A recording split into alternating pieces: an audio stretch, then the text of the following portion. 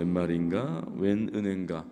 이 새벽에 우리의 삶의 고백이고 신앙의 고백인 줄 믿습니다. 이 새벽에 주시는 하나님의 말씀은 시편 137편 1절부터 6절까지 말씀입니다. 시편 137편입니다. 137편. 자막에는 고린도전서로 나왔는데 시편 137편 1절에서부터 6절까지의 말씀입니다. 1절부터 6절까지 교독으로 봉독하도록 하시겠습니다. 시편 137편입니다. 우리가 바벨론의 여러 강변 거기에 앉아서 시온을 기억하며 울었도다.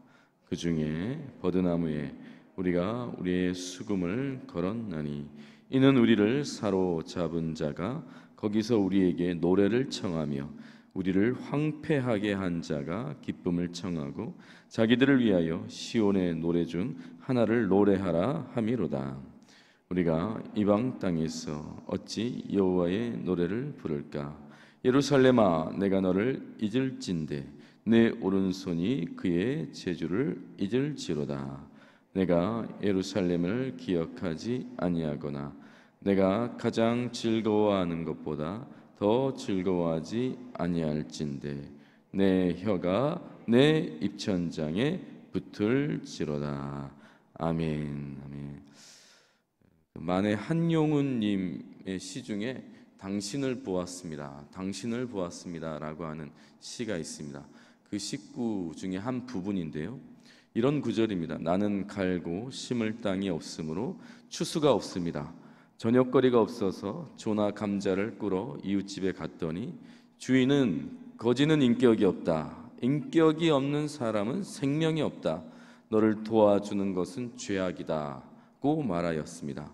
그 말을 듣고 돌아 나올 때에 쏟아지는 눈물 속에서 당신을 보았습니다. 당신을 보았습니다라고 하는 시입니다. 여기 마지막 부분에 보면 좀 띄워주시겠어요? 마지막 부분에 보면 당신이라고 하는 표현이 있죠. 당신을 보았습니다. 여기서 당신은 조국을 의미합니다. 나라, 잃어버린 조국, 잃어버린 나라를 의미하고 있는 표현이에요. 여러분, 우리가 나라를 잃어버렸지 않습니까? 그래서 심을 땅이 없는 거예요. 추수가 없는 거예요. 결국 거지가 될 수밖에 없었던 상황을 표현하고 있는데, 그래서 어떻게 하냐면 옆집에 가서 꾸러 간 거예요. 도움을 청하러 간 것이죠. 그런데 주인은 이렇게 말하는 것입니다. 거지는 인격이 없고 인격이 없는 사람은 생명이 없으니 너를 도와주는 건 죄악이다 라고 했다는 거예요. 기가 막힌 독서를 막 쏟아 놓는 거죠. 이게 얼마나 서럽고 아팠던지 뒤를 돌아서면서 눈물을 그냥 왈칵 쏟아버렸다라고 하는 것입니다. 그런데 그 비참한 눈물 속에서 잃어버린 내 나라, 잃어버린 내 조국을 보게 되었다라고 하는 시의 내용입니다. 여러분, 자신의 비통함을 통해서 이 나라의 비통함을 보았다는 것이죠. 자신의 치욕을 통해서 이 나라의 치욕을 알게 되었다라고 하는 것입니다. 그래서 제목을 당신을 보았습니다 라고 지은 거예요. 사랑하는 우리 동부 새벽 성도 여러분, 가장 아플 때, 마음이 정말 미어 터질 때 떠오르는 사람이 있다면 정말 사랑하는 사람일 것입니다. 여러분, 한나가 아이가 없어서 온갖 수모를 당해서 하나님께 기도한 거예요. 그때 하나님과 한나의 심정이 통했다라고 하는 표현이 나옵니다. 이게 무슨 말이겠어요?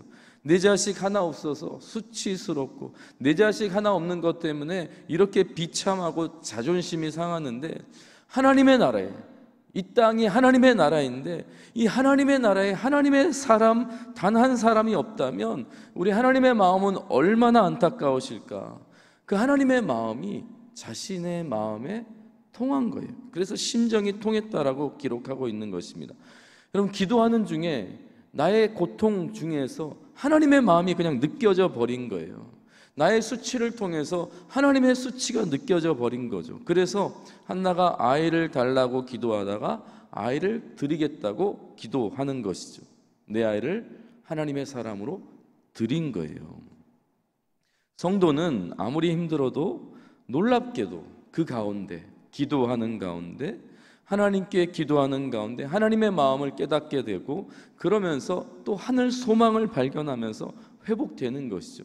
여러분, 이게 믿음의 삶인 줄 믿습니다.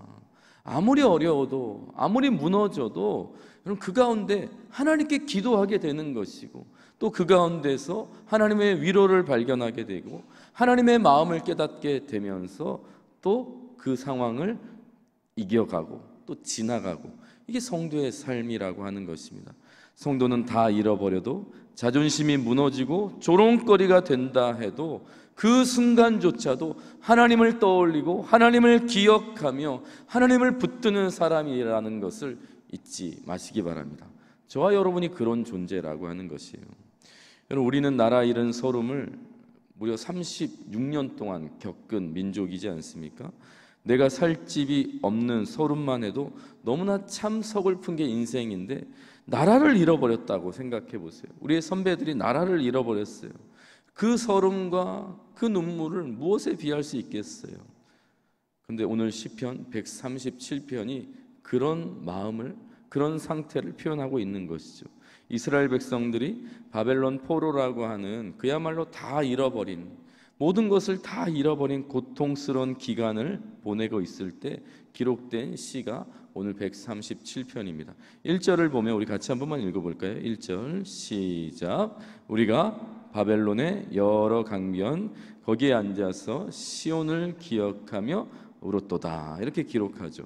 그럼 바벨론이라고 하는 지역은 그 당시 최고의 문명을 가진 가장 강력하고 화려한 도시였습니다. 더욱이 바벨론의 강변이라고 하는 표현은 문명의 발생지를 지금 묘사하고 있는 것이죠. 메마른 이스라엘에서는 상상할 수 없을 만큼 압도적인 문화, 그게 바벨론의 강변의 문화였고 풍요였어요. 그리고 그곳에서는 자연스럽게 음란과 쾌락의 절정을 이루는 장소들을 이었겠죠. 아마도 수많은 바벨론인들이 그 땅에서, 그곳에서 먹고 마시고 놀고 노래하면서 춤추고 즐겼을 거예요. 그런데 그곳에서 이스라엘 백성들은 어떻게 했다고요? 눈물을 쏟고 있었다는 겁니다. 시온을 기억하며 울고 있었다는 거예요. 그 화려한 땅에서, 그 풍요의 땅에서 눈물을 쏟고 있었다라고 기록하고 있는 것입니다. 제가 1988년이었는데요. 전라남도 여천군 남면 안도리 깡촌에서 초등학교, 그때 당시 국민학교 4학년짜리 아이가 인천 직할시, 그땐 직할시였어요. 인천 직할시 성남동 성남초등학교에 전학을 간 거예요. 그럼 똑같은 대한민국 아래인데 너무나 다른 세상이더라고요. 저는 새카맣고 볼품없고 정말 어리버리한 시골 촌놈이었고, 거기에 있는 아이들은 왜 이렇게 새하얀지 정말 뽀얗더라고요. 천국 시민처럼 보이고 저는 지옥 자식처럼 보이는, 느끼는 그런 상태였거든요. 그럼 어느 집사님께서 이렇게 얘기하시더라고요. 미국에 가서 아이를 보육시설에 맡기고 나오는데 아이가 아빠 다리를 붙잡고 나 좀 데려가 달라고 막 통곡하고 울었다라고 그런 이야기를 제가 들은 적이 있는데, 저는 다리 붙들 사람이 없었어요. 그래서 학교 마치고 이제 집으로 돌아오는 길가에서 4학년짜리, 그래도 컸는데 학교를 그냥 첫날 갔다 오는데 그냥 막 울었어요. 뭔지 모르는데 막 이렇게 서러워서 울었던 기억이 있습니다. 여러분, 어린 아이에게 갑작스럽게 바뀌는 환경, 정말 극과 극의 환경을 경험하고 나서 이게 견뎌낼 능력이 없으니까 그냥 막 눈물을 막 쏟았던 것, 울 수밖에 없었던 기억이 있는데요. 여러분, 바벨론 강변에서 울었던 사람들은 어린아이가 아니에요. 어른들의 통곡이라고 하는 것입니다. 여러분, 이들이 왜 울었습니까? 다 큰 어른들이, 다 자란 어른들이 왜 울고 있습니까? 나라를 잃어버린 거예요. 나라를, 자유를 잃어버린 것입니다. 예루살렘을 잃어버렸기 때문이에요. 그런데 그냥 자유, 그냥 예루살렘이 아니라 그들이 평생 붙들고 있었던 하나님의 나라, 하나님의 땅, 하나님의 성전을 잃어버린 것이죠. 제 아무리 어른들일지라도 그들에게 닥친 상황을 도저히 버텨낼 수 없었던 거예요. 그러니까 우는 거죠. 우는 것밖에 할 수 없는 거예요. 마음이 얼마나 저렸을까, 얼마나 쓰렸을까, 얼마나 아팠을까, 우리가 이 말씀만 보고도 느낄 수 있는 것이죠. 그런데 그 서러움과 눈물에 더해서 수치와 모욕까지 있었다는 것입니다. 그게 3절에 나와요. 3절을 같이 한번 읽어볼까요? 시작. 이는 우리를 사로잡은 자가 거기서 우리에게 노래를 청하며 우리를 황폐하게 한 자가 기쁨을 청하고 자기들을 위하여 시온의 노래 중 하나를 노래하라 함이로다. 여러분, 예상컨대 바벨론의 조롱거리가 된 거예요. 이들에게 성전에서 수금을 타고 찬송하는 성전 성가대들이 아마 모여 있었던 것 같아요. 성전은 다 파괴되고 포로로 잡혀왔어요. 그런데 바벨론의 조롱이 시작되는 것입니다. 어차피 쓸 데도 없는 수금 여기서 한번 켜봐라. 부를 데도 없는 노래 입을 벌려서 한번 우리의 흥을 돋아봐라. 한 곡조 한번 뽑아봐라 라고 조롱을 하는 거예요. 자기들의 기쁨을 위해서, 자기들의 쾌락을 위해서 풍악을 울려보라는 거예요. 예루살렘 성가대들에게. 우리가 살다 보면 정말 참기 힘든 게 있죠. 그게 뭡니까? 자존심이 무너지는 거예요. 자존심이 너무 초라해지고 비굴해지는 거죠. 그럼 잡아온 자들이, 끌고 온 자들이, 이긴 자들이 자존심을 무너뜨리고 있는 것이죠. 그냥 자존심이 아니잖아요. 이게 영적인 자존감 아닙니까? 너희는 실패자라는 거잖아요. 너희 하나님은 패배했다는 거잖아요. 너희는 이제 우리의 노예일 뿐이라고 조롱하는 거잖아요. 지금 처한 현실적 무기력을 처참하게 그냥 일깨워주는 표현들을 하고 있는 것이죠. 그런데 놀랍게도 이 비참하고 처절하고 이 망연자실한 다 끝난 것 같은 상황 속에서 이들이 여전히 신앙을 지키고 있다는 거예요. 믿음을 지키고 있다는 것입니다. 그게 4절과 5절과 6절의 말씀이에요. 우리가 이방 땅에서 어찌 여호와의 노래를 부를까? 예루살렘아, 내가 너를 잊을진대 내 오른손이 그의 재주를 잊을지로다. 내가 예루살렘을 기억하지 아니하거나 내가 가장 즐거워하는 것보다 더 즐거워하지 아니할진대 내 혀가 내 이천장에 붙을지로다. 사랑하는 새벽 성도 여러분, 우리가 이 새벽에 붙잡아야 될 사실이 뭡니까? 나라가 망했다고 하나님 망한 게 아니라는 것입니다. 나라가 망했다고 해서 하나님이 끝난 게 아니라는 거예요. 여러분, 자유를 잃어버렸다고 해서 하나님을 잃어버릴 수 없다는 거예요. 예루살렘이 비록 폐허가 됐을지라도, 성전이 무너졌을지라도 창조주 하나님, 열방의 하나님은 결코 무너지지 않는다라고 하는 사실입니다. 이들이 비참한 현실 속에서도 그 믿음을 붙들고 있었던 거예요. 여러분, 오늘 시인이 세상이 진동해도 결코 진동하지 않는 하나님의 능력 앞에서 어떤 상황 속에서도 결코 하나님을 잃어버릴 수 없다라고 확정하고 있는 것입니다.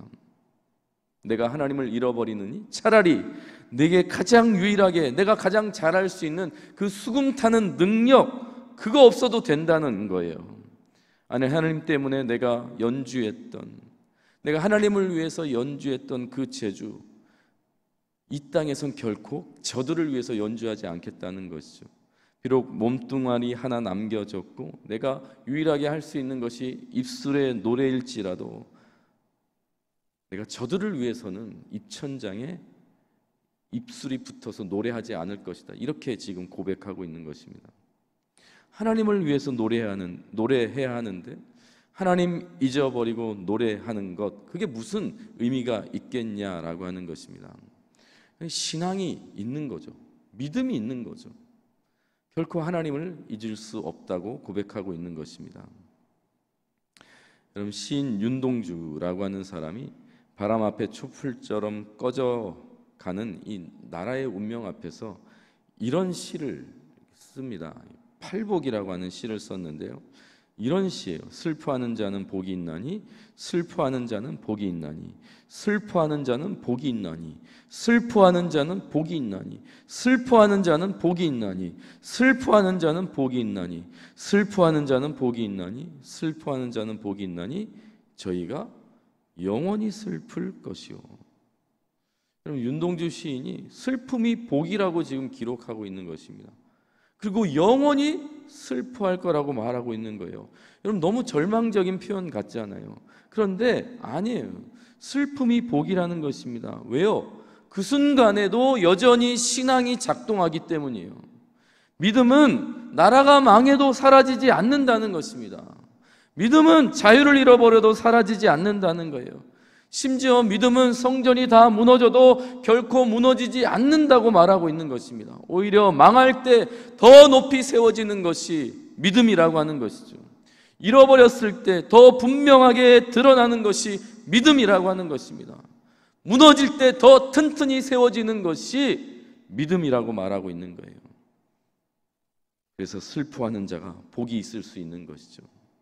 슬퍼하는 자가 복이 있는 것입니다. 왜요? 슬퍼할 때에 우리는 기도하잖아요. 슬퍼할 때에 우리는 찬송하잖아요. 슬플 때 우리는 말씀을 펴잖아요. 슬퍼하는 자는 복이 있는 것입니다. 있는 것입니다. 오늘 이 새벽에 나의 주 나의 하나님께서 여전히 우리에게 믿음을 허락하신 줄 믿습니다.